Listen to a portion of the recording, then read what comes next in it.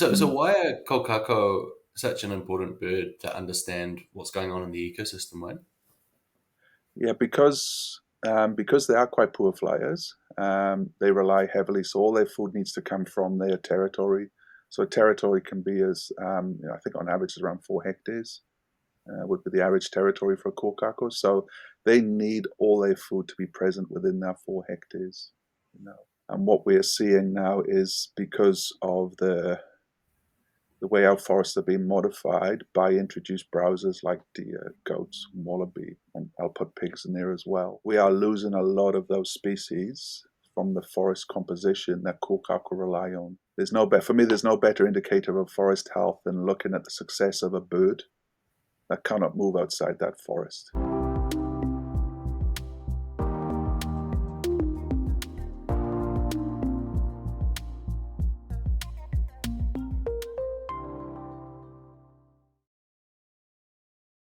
Hello, kia ora, and welcome to the People Helping Nature podcast, brought to you by Conservation Amplified.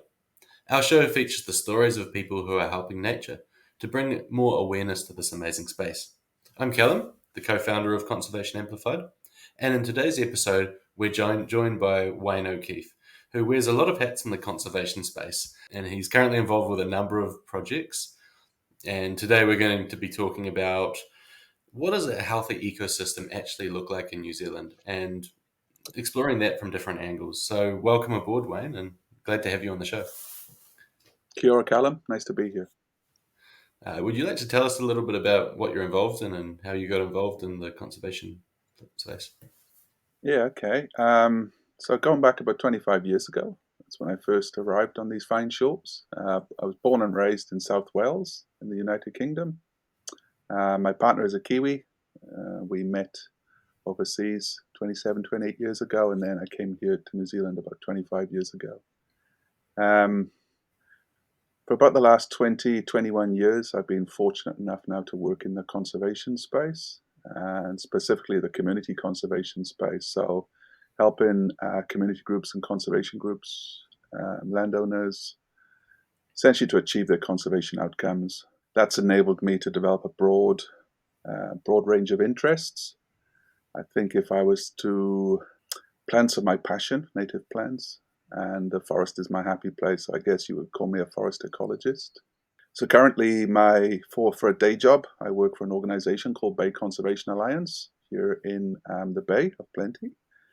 It's a charitable trust set up to support community conservation groups. So currently we have about 30 member groups, and it's growing, that we work with, and we provide support with a varying number of tasks, from admin support right through to strategic planning, technical advice, toxin permits, wildlife permits, and that sort of thing. So it's essentially taking the pressure off what are largely volunteer groups and helping them. As part of my role with Bay Conservation, I've been seconded into a project called KEEP that I'm leading, and that is the Kōkako Ecosystem Expansion Programme, which is an ambitious multi-generational project to connect discrete populations of kōkako in the Bay of Plenty, which is hugely exciting. It's a stakeholder group. I'm also a trustee with Tane's Tree Trust, and I also do some volunteer work as well for the Whakatane Kiwi Trust. Wow, so you've kind of got your a lot of hats you're wearing. But why community conservation, Wayne? What makes communities particularly important in this space? Essentially, without communities, there is no conservation in Aotearoa. It's largely driven by community conservation groups. Those are driven largely by volunteers. So I think anyone who works in conservation will find themselves alongside community groups and conservation groups because they are at the forefront of it. A number of the groups I work with have been going for 20 plus years. So you can imagine the institutional knowledge that exists within these groups. People who've given up countless hours, the number of projects where it's not unusual for them to rack up 6,000 to 10,000 hours of volunteer time each year, which is quite phenomenal. So I really do think that without this conservation effort from the volunteer sector, we'd be in trouble. I couldn't agree more, to be honest. I started my conservation volunteering as an adult with a group called Aotearoa New Zealand Kiwi Trust, which is on the outskirts of Tauranga, and they have a remnant forest that's original native forest and a bunch of kiwi and Mm. kōkako, which is part of the Keep project that we'll Yes. talk about a Yeah. bit later. But in seeing that and then being involved in a range of other groups around the Bay of Plenty, some of which Wayne's involved in, I've just found that the people who help conservation through community and volunteer efforts have to be some of the most dedicated individuals I've ever met in my life.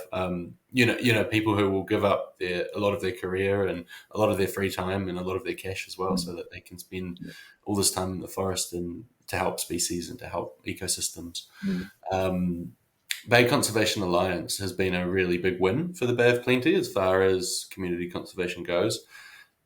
But I guess it'd be really good to understand what void or what gap does BCA fill? How does it help community conservation to thrive? Um, so BCA is able to provide the network for starters. So by having 30 member groups, we're actually able to create a network amongst those 30 member groups. So my experience over the years in working in the community conservation space is that because these people are largely volunteers, they're giving up their time on a Saturday or Sunday or doing the work.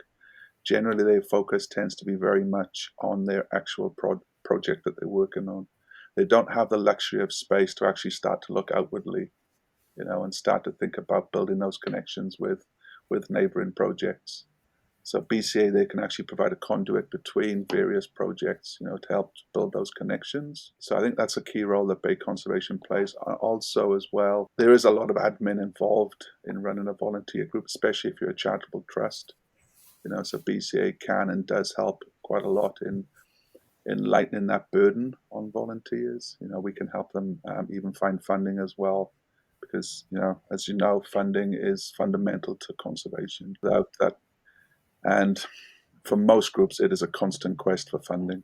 You cannot take your foot off the gas pedal. As soon as you've heard about a successful grant application, you're looking for the next one. So that in itself takes up a lot of time. So since BCA's inception, we've managed to secure just over $2 million of funding for our member groups. And that in itself is quite huge. That's an Mm. awesome feat. I didn't realize you had secured that much overall. Just to summarize, so there's there are ecosystems around New Zealand that need our help, Mm. and Mm. volunteers, people in the community, are those putting their hands up to help and giving their time. Mm. Volunteers who care about the nature in their backyard come Mm. together into community groups where they will help to restore the forest or restore the ecosystem in particular. Mm. And these are small volunteer driven groups that don't have the time and resources to do a lot of the admin functions. So without a group like BCA, would it be fair to say that these volunteer groups would really struggle to get done what they do, and therefore bringing them together and uniting them enables communities to focus on getting the results that matter? I think it can definitely help. I wouldn't be arrogant enough to think that without BCA, these groups would fall over. They would still exist, Just not but as they effective.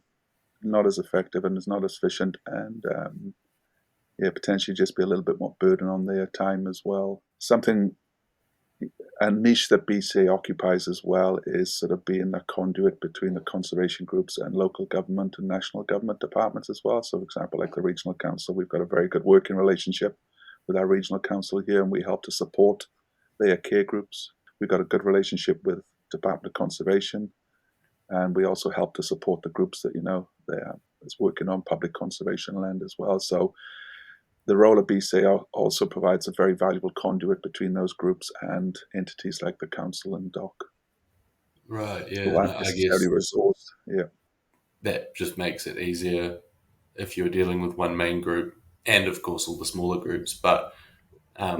less back and forth communication and repeated Mm. stuff. And how does Mm. Keep fit in? So you've got community groups like Atani Wainuku and Kaharoa, Yeah. and then where does Keep fit into that picture of protecting our ecosystems?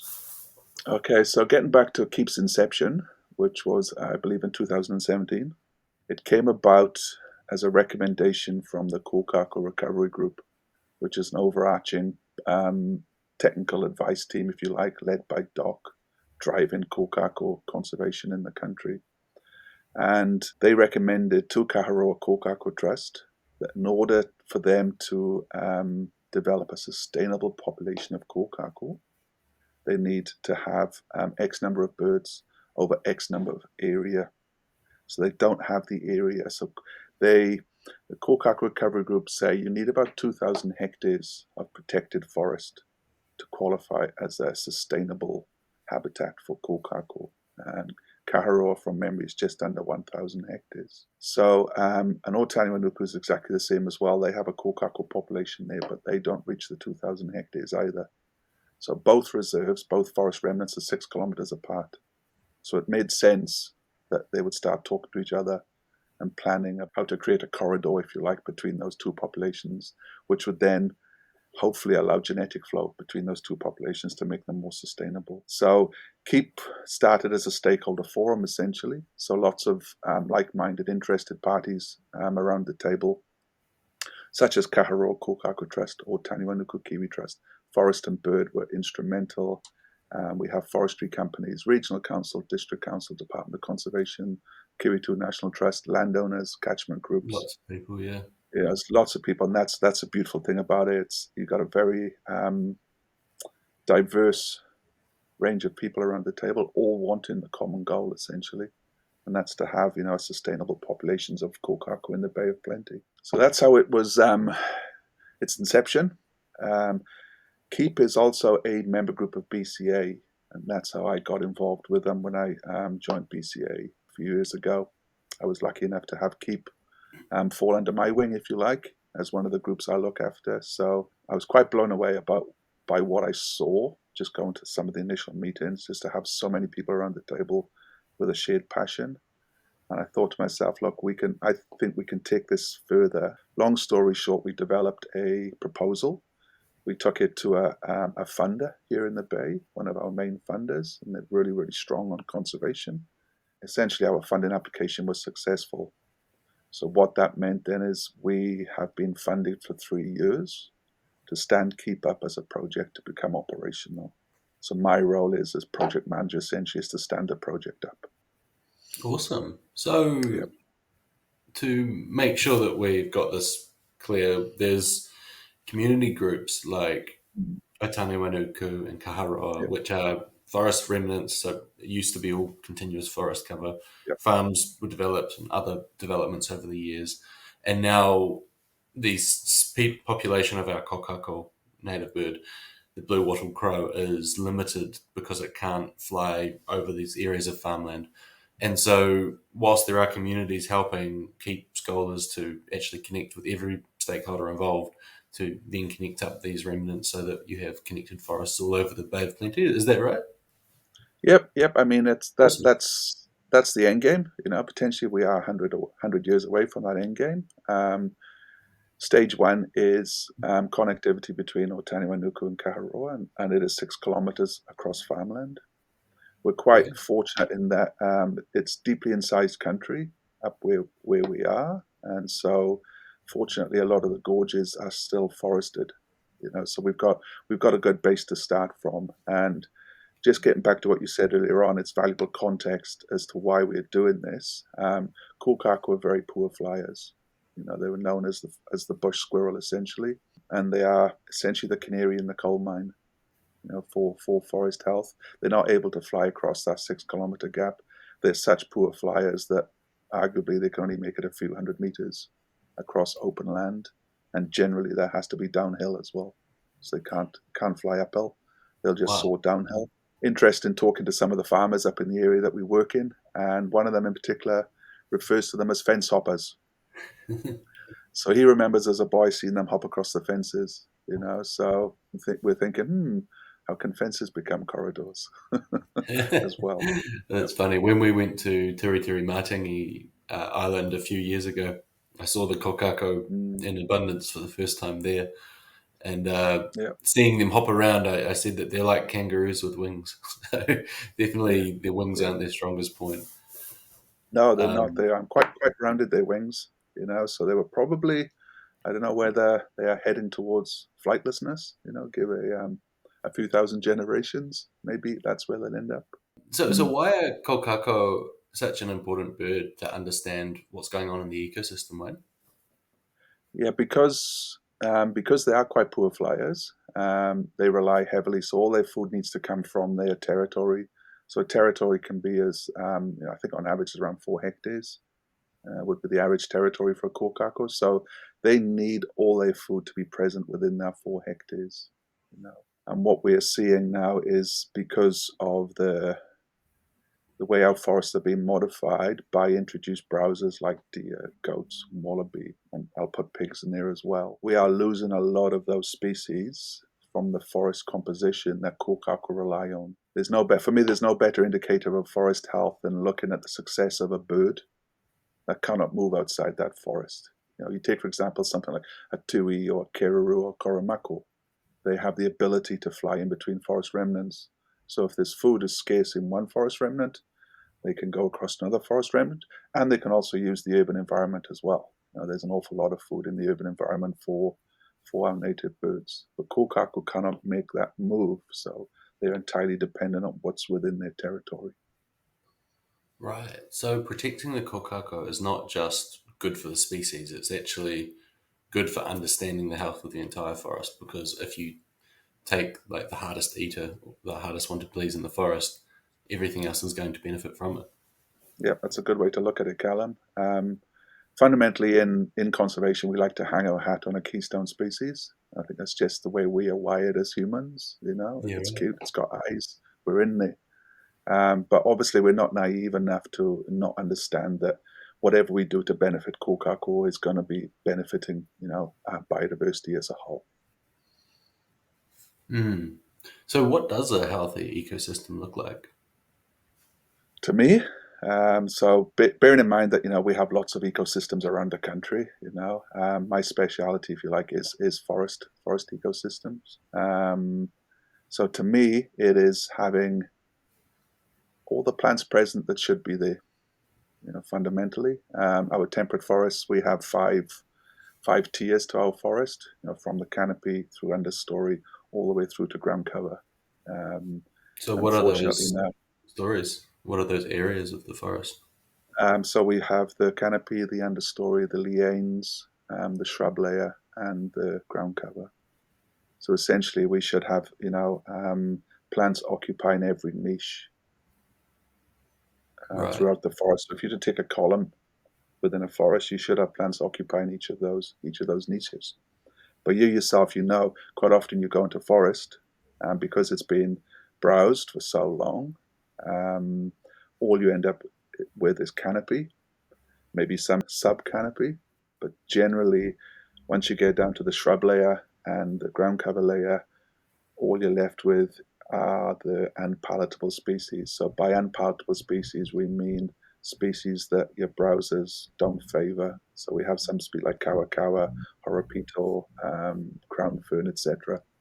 If you see an abundance of those species in a forest and not much else, you know that it's being browsed to the point where they've removed all those palatable species. So when you go into a forest and you've got this big canopy, but there's not much between that and the ground, Yeah, that's when you're looking at trouble.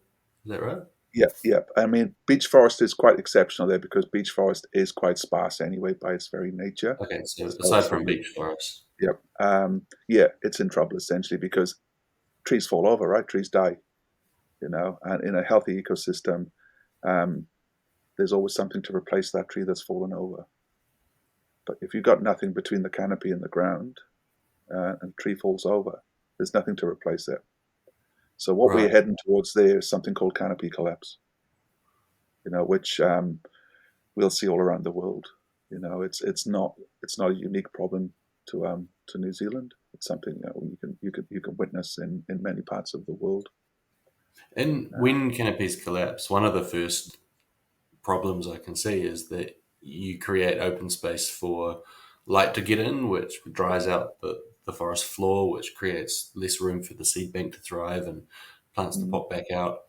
And then also it creates opportunities for invasive species like pines and gorses and others to drop in there. What other problems are faced by canopy collapse if you don't have an understory coming through? Well, eventually, no forest. No forest, You like no the forest lorax. eventually. I mean, that's the end game there. To canopy collapses, you have no forest, and In a healthy environment, it's okay to have trees fall over, because you will have that light well. Light wells are generally very, very fertile places, if you like, because there's an enormous amount of seed just waiting in the soil, just waiting for that light well to appear. So a lot of those species are opportunistic. So once that light well appears and the sun hits the ground, there's this massive race for the canopy. So you get all your pioneering species, if you like, jostling. Unfortunately, a lot of those pioneering species, the ones that fill that gap, are palatable species. So it's not uncommon to go into a forest that is heavily browsed, and you see a light well. There's nothing growing in that light well. Conversely, if you go into a forest where they've got very good browser control, or there aren't any browsers, if you look for a light well, you will see, a very rich array of native plants. You will get some weeds in there as well. I mean, that's inevitable, but generally you will get a really good selection of native plants popping up in those light walls. So again, for Yeah, me, that's a really good indicator, of yeah, how healthy yeah. the forest is. I go looking for a light well. If I'm seeing seedlings competing in that light well, for me, it's a good sign. If I'm not seeing seedlings competing in that light well, yeah, it's a bit of a worry. Yeah, I guess light wells are a natural part of the environment. Trees die, they They are, fall over. It's all they about are. what comes up afterwards. And not having the understory, not having that initial layer that can Mm, replace the dead canopy mm, is a major red flag. At a surface level, it's obvious. There's browsing ungulates like deer will come along and eat the understory, mm. and then that understory results in this issue. But let's take a look at this from some different angles. So, I guess, what about invertebrates? Yeah. When you have a healthy ecosystem, or on the Mm. other hand, when you don't have a healthy ecosystem, what does our invertebrate community look like in the forest? Yeah, look, I'm no expert by any stretch of the imagination, but anecdotally, so by opening up a forest through browsing will encourage drying out of the interior of that forest. Because if you can imagine, those shrub layers, the ground cover layers, are actually protecting the interior of the forest from winds. So with winds comes drying out. Invertebrates do not like that, so invertebrates are quite sensitive to the particular environment they grow in as well. It's the same for plants. If you look at a lot of our plants, like the filmy ferns, the mosses, the liverworts, and a lot of the lichens as well, they require quite particular conditions. And when the forest dries out, those conditions are no longer there for them, so they are dying out as well. So anecdotally, again, talking to some people, observation is that they're starting to see a decrease in species like filmy ferns. So we don't really notice, because they're not sort of front and center in our minds. Things like the small plants, the filmy ferns, and the mosses. We don't really notice a decline, but it is happening through the forest drying out. And of course, then the knock-on effect is the impact that will have on invertebrates, the impact that will have on birds. So Mm. it's those knock-on effects essentially. Our forests are not meant to be dry. And what other ways would you classify a healthy forest? A Um, healthy Yep. So, yep, a good array of plants. The plants that are growing, they're meant to be growing. They're palatable species. The So by humidity that, level. what do you mean by the right plants that are meant to be growing there? So To palatable species, essentially. right. So those are the plants that ordinarily deer and wallabies and goats, etc., would remove from the ecosystem. So if I walk into a forest and I'm seeing palatable species, then for me that's a good sign. Um, and with that, if you've got a good understory layer, then you start to notice things like humidity, and how it's cooler in the forest as well, and that all adds to it. Yeah, the invertebrates is another good one. Bird life, obviously, that goes without say. Yep. Running water, Right. it's Well, of course, water. um, yep. I mean, mustn't forget that in forest that's heavily browsed, what can happen is that the streams will not run for as long as they can within forest that has a healthy ecosystem, because when the rain falls, it just washes straight off the land into the streams. It's not being retained in the soil by the roots of the trees, because they're missing. We have to view it holistically, and often we don't. Mm. Yeah, we look for a prescription to the symptom of the day rather than what's the Yeah, cause. yeah, and there is no prescription. So we've established that having plant browsing animals in the forest, like deer, like Mm, possums, like pigs as well, mm, like goats, is a major problem, and that it prevents the succession and all the ecosystem benefits that you get from having a healthy ecosystem. That's not to take away from the challenges posed by other introduced animals like stoats and rats and mm. ferrets. But for our browsers, does that mean that we should get rid of all of them and that removing them all from our forest is the answer? Should we just go to that extreme of we need to get rid of all introduced animals? In short, no.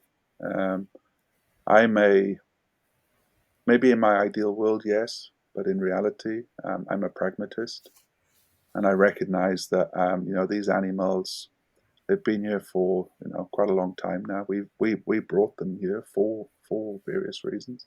One of those reasons is for protein, for meat, for sport, recreational hunting. And as a result, a lot of these animals have become inextricably linked with our identity as Kiwis.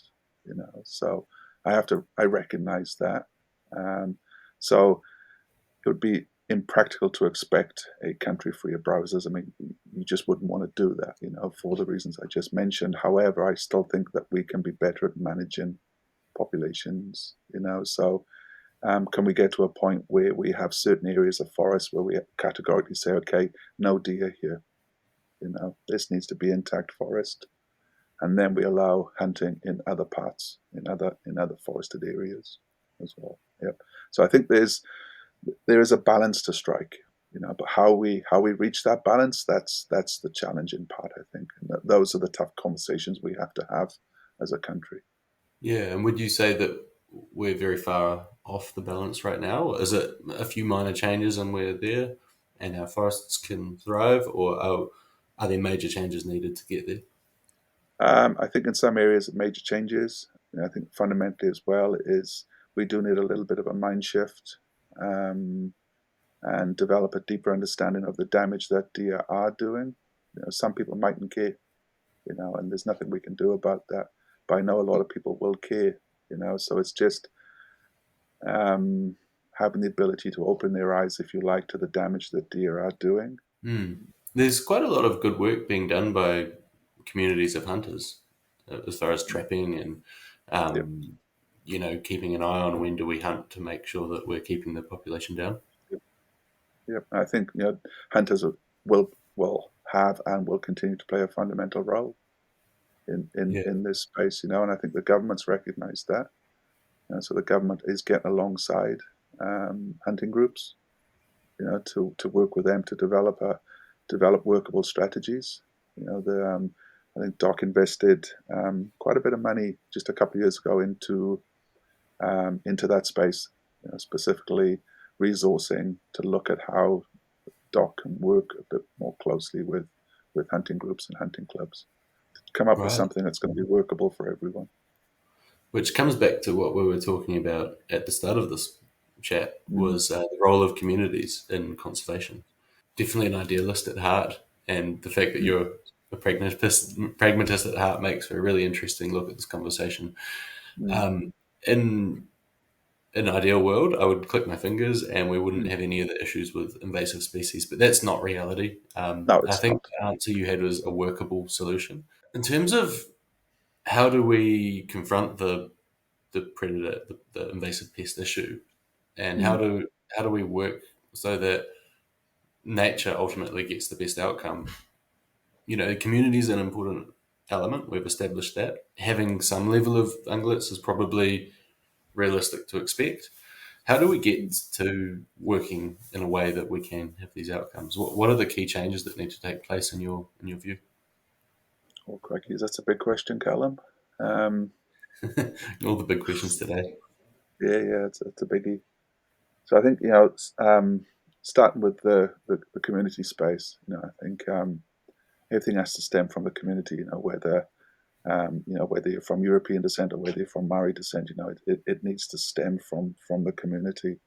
to have the community driving it. But in order for the community to drive it, I think the community first has to understand the the issues.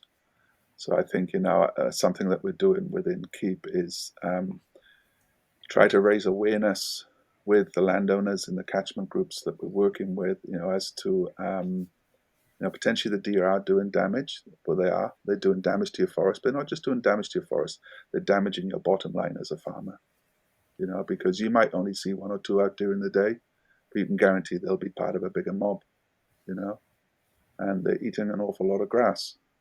So potentially there's ways there to communicate with the farmer community around the damage they do to the bottom line. I think fundamentally finding suitable reasoning for a wide section of society, because for many, biodiversity gains is simply not enough. It's not enough of a hook. So something I've learned, over the years of working with landowners in that conservation space is some people will do what we consider to be the right thing, and it's done not for biodiversity gains. It's done for another reason. The biodiversity gain is a spin-off. I can give you an example there of working with this farmer who's fenced off a number of remnants on his farm. Now, I wouldn't call him a greenie. He wouldn't call himself a greenie. He's pretty old school. He likes trees, but for him, the driving element for him to fence off the remnants is because he'd have happier stock. So he was farming in a particularly windy part of the country. And what he observed is that, the cows obviously on a windy day would go to the sheltered side of the bush. But the wind was whistling through the bush because it wasn't fenced off. So what he did was he fenced off these remnants, and the response inside was tremendous because there aren't any deer in the immediate environment. The regeneration within that remnant was phenomenal, to a point within, a few years, you couldn't see your hand in front of your face. Wow. So what that was able to do was to slow the wind down across the farm. And he talks of the benefits to his cows from doing that, of lower vet bills, drinking less water, producing more milk. Again, it's anecdotal stuff. But we made it a priority. But the fact that he did the right thing because it was good for his cows. So I think a big part of conservation is the psychology element as well, and it's finding the hook.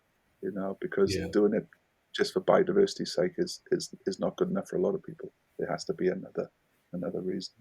To summarize, all the actions in the world can do good stuff, but before any of that, we need to have a fundamental awareness as New Zealand, as communities, as people, of the needs for conservation and the challenges, which I hope this podcast helps with, by the way. And secondly, we need to make it a priority, and we can't expect that do good because nature will benefit is a message that can scale.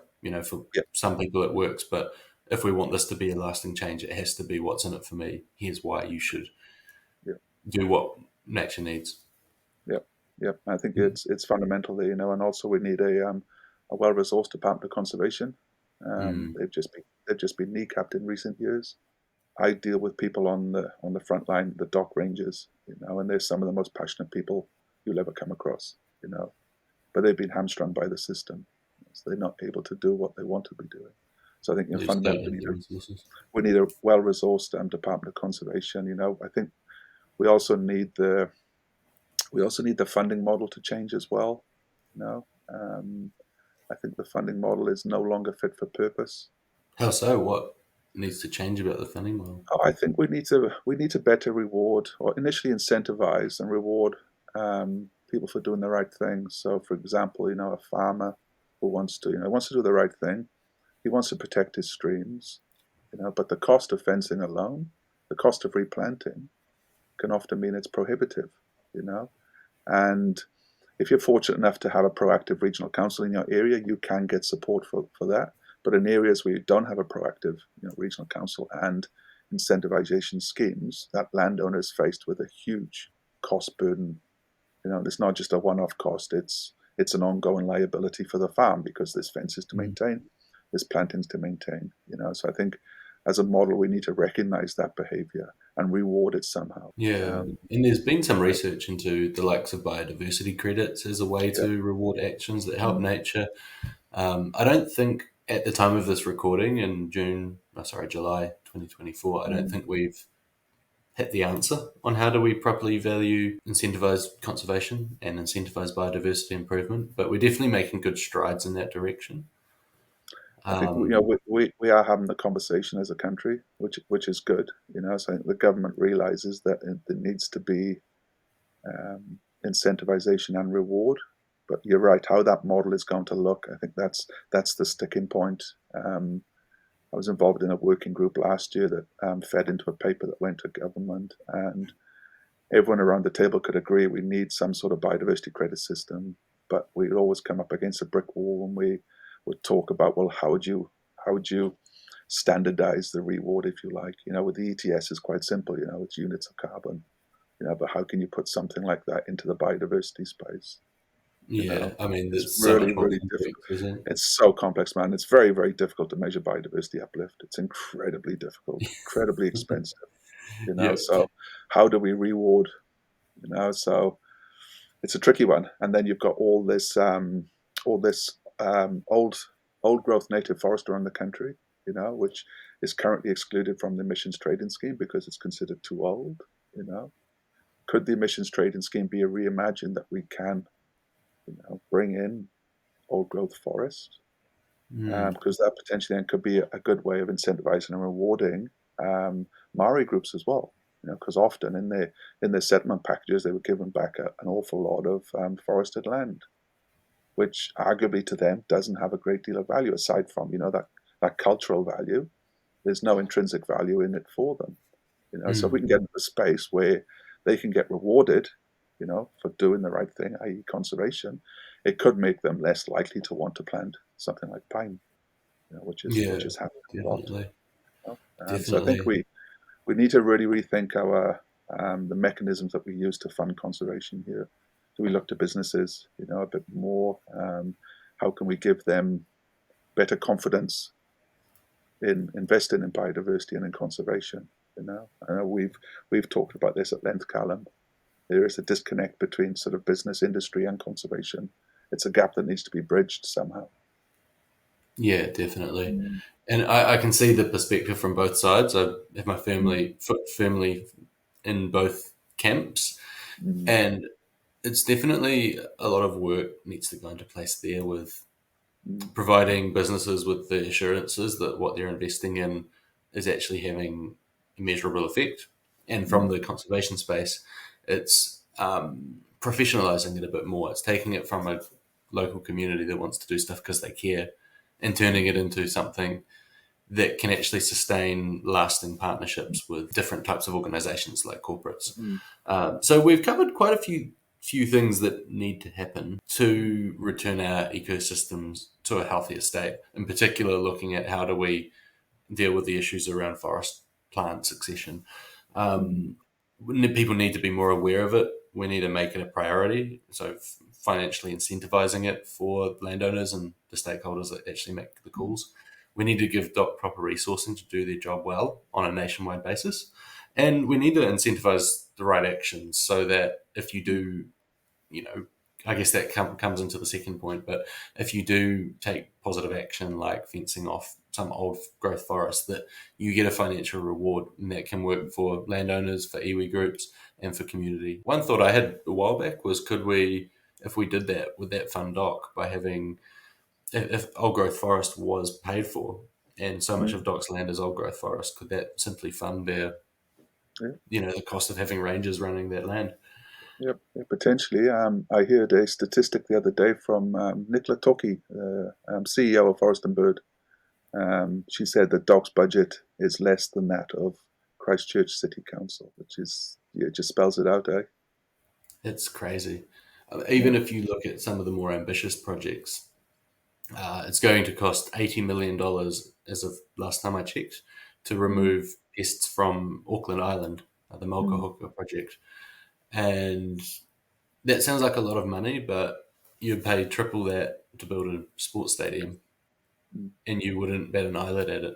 Yet it's a gigantic sum to remove 40, 50,000 hectares worth of predators from a globally significant space. So the problem is that when we talk about conservation and we talk about money in conservation, immediately our our wallets seem to close as a public.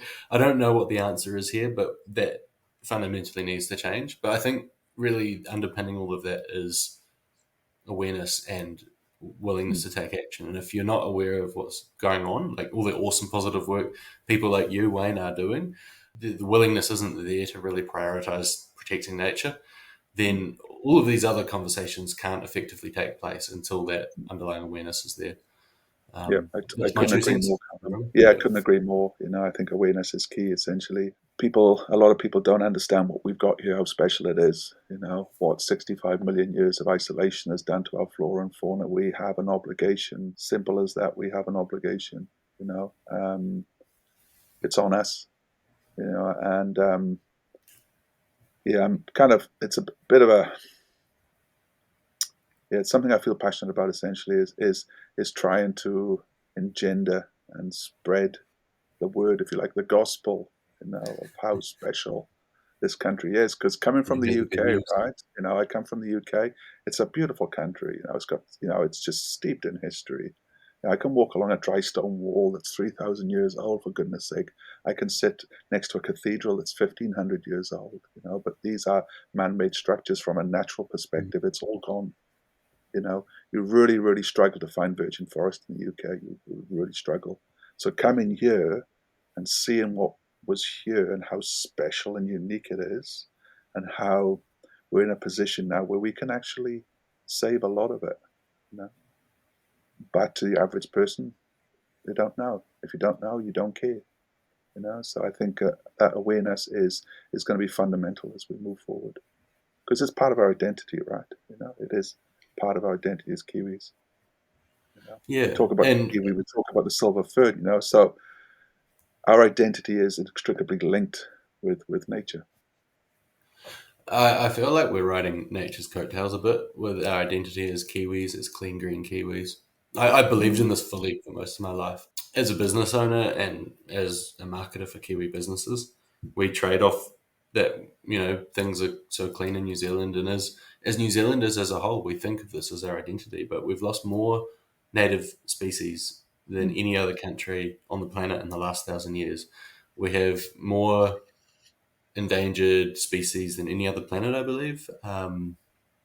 We've lost 90% of our wetlands in the last 150 years.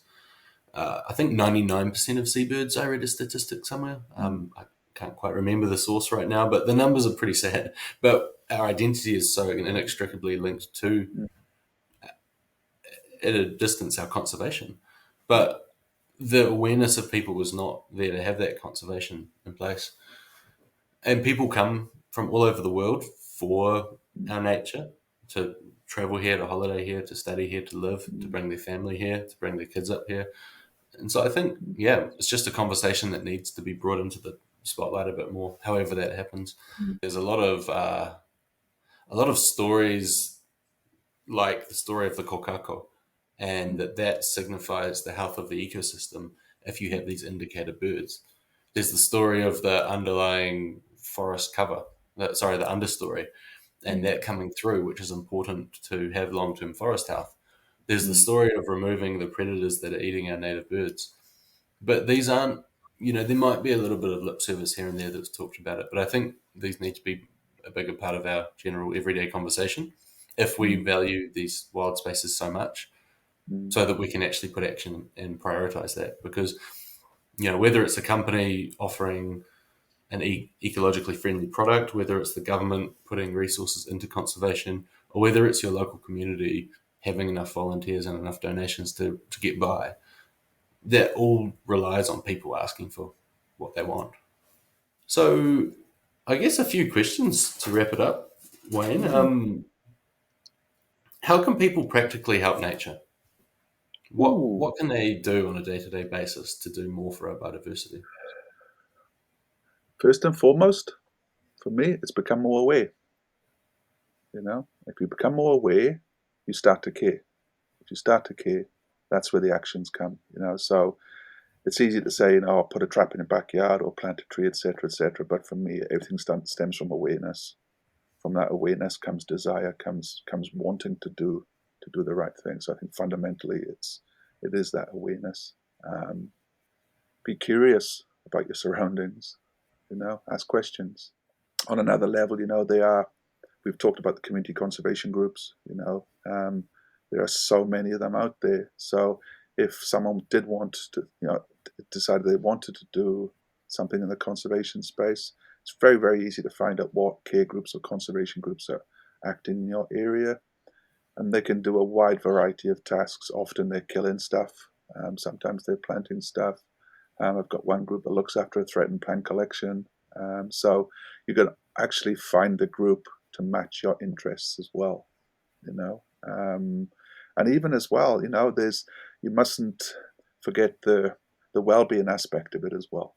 We haven't touched on that. I think that's potentially a whole podcast there for you, Callum, on the wellness aspect of being in the Ngāhere, working in conservation, and seeing those positive benefits, man. Because I could introduce you to farmers, that arguably doing conservation activity on their farm has made the difference between life and death. It's as simple as that. It's as simple as that. It is fundamental.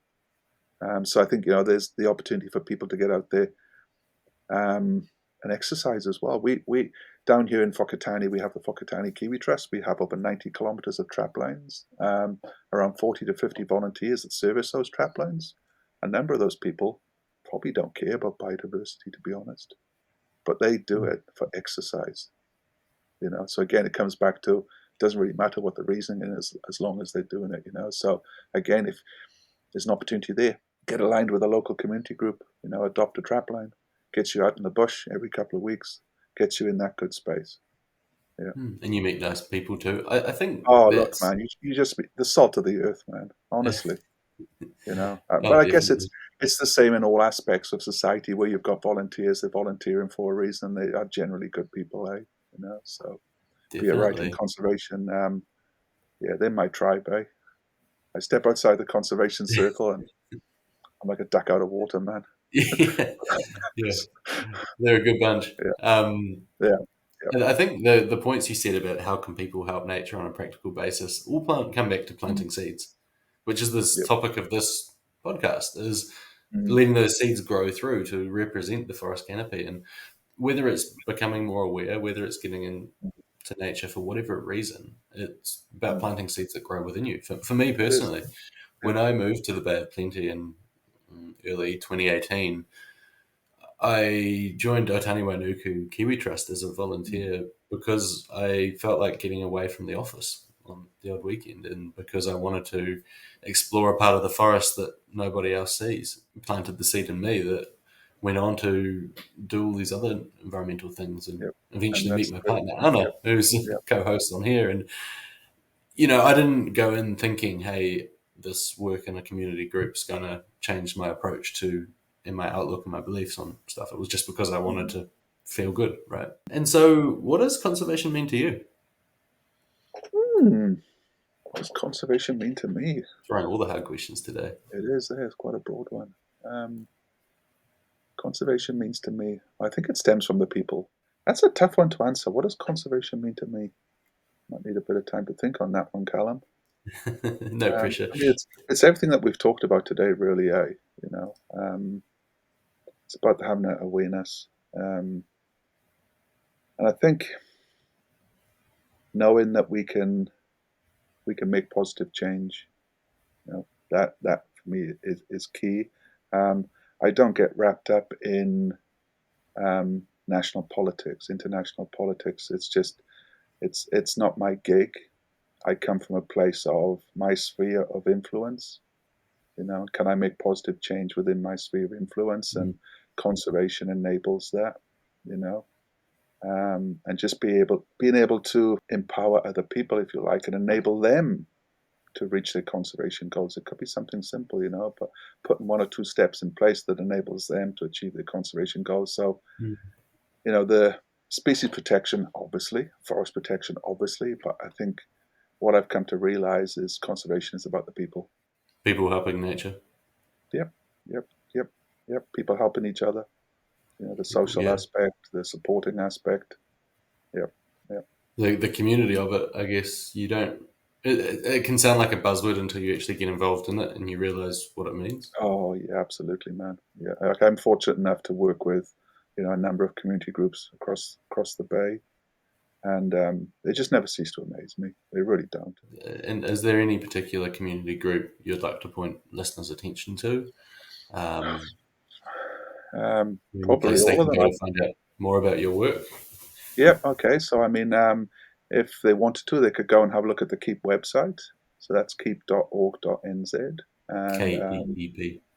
yep, and we can put them in touch with sort of local Kōkako conservation groups if they like, or alternatively, if they went to the Bay Conservation Alliance website, they can see all the member groups that we work with. So that could give them a pretty good oversight as well as to what's happening in the Bay in terms of conservation outcomes. And exciting now, there's a lot of collaboration happening. We've gotten to a point now where we realize that strength comes as a collective, not as an individual.